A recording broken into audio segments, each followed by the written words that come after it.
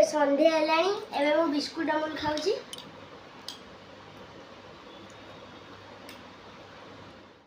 ମୁଁ ବିସ୍କୁଟ ଅମୁଲ ଖାଇସାରିକି ଆଜି ମଟର ବତୁରା ହେଇଥିଲା। ମୋତେ ମଟର ସହିତ ପୁରୀ ଭଲ ଲାଗେ। ମାମାକୁ ପଚାରିଲି, ମାମା କହିଲା ମଟର ସହିତ ରୁଟି ହେବ, କିନ୍ତୁ ମୁଁ କହିଲି ମାମା ମୋ ପାଇଁ ଟିକେ ପୁରୀ କରିଦେବୁ।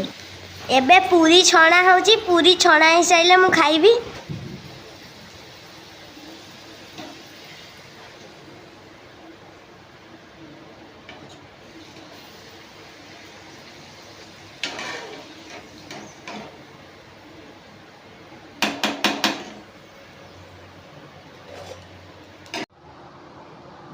ଏବେ ପୁରୀ ତରକାରୀ ହେଇଗଲା। ମୁଁ ଏବେ ଖାଇବାକୁ ବସିଲି।